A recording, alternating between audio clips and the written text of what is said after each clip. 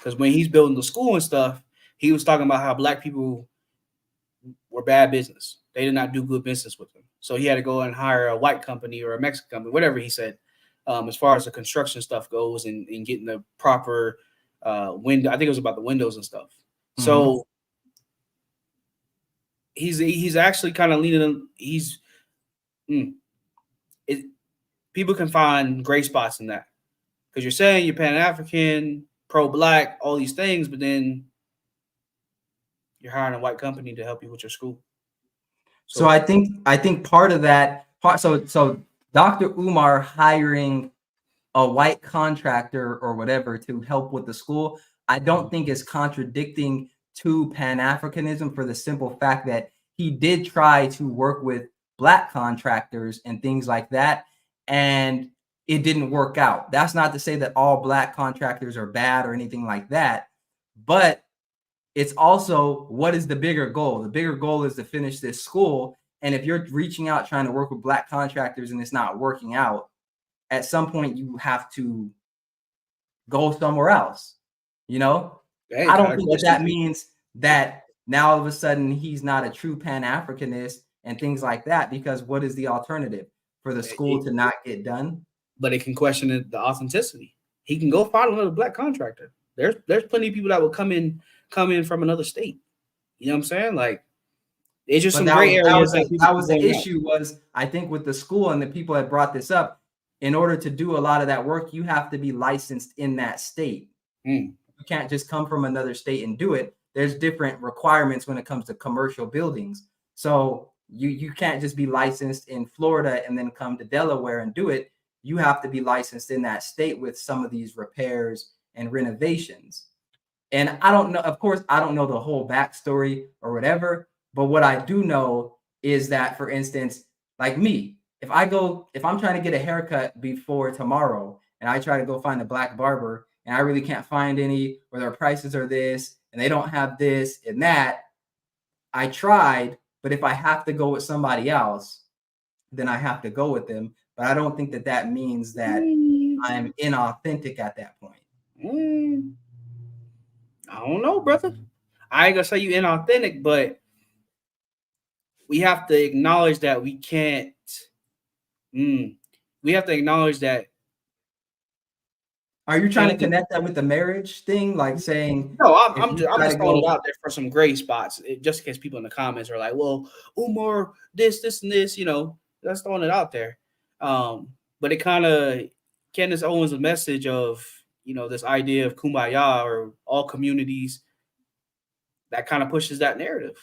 We still need other communities to help us, because even when we hire the people that look like us, don't mean our job is always going to get done. So then it kind of questions the message.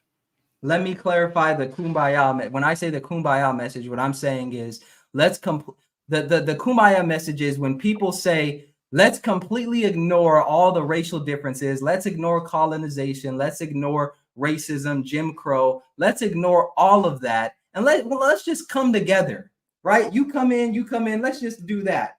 But that's not how it plays out in real life. How it plays out in real life is, you know, people do business with people that typically look like them.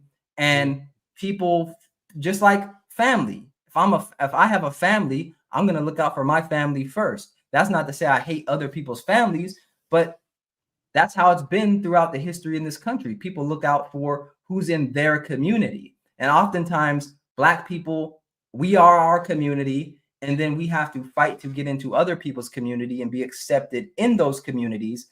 But if you go and look at the research and statistics, you see that when Black people were doing business with Black people, we were thriving. It's just that we're so segmented now that it's difficult to get that.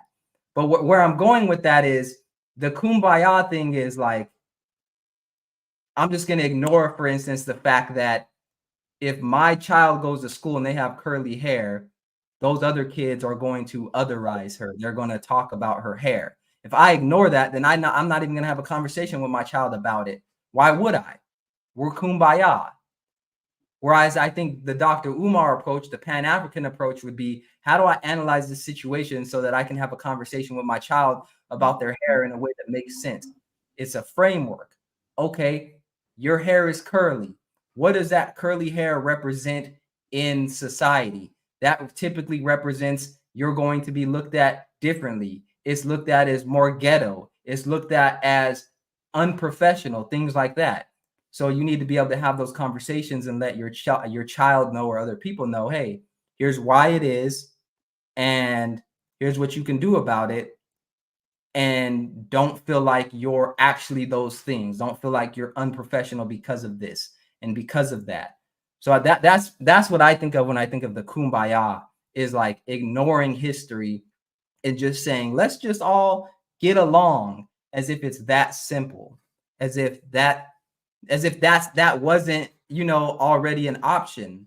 It's like, I mean, if that was an option, how are we in slavery? Is it ignoring it though, or is it moving on from it?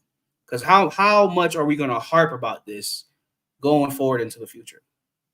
I don't think it's harping. I think it's acknowledging and moving forward with that information. I think, like, if I break my leg and somebody's just like, yeah, just go run 20 miles.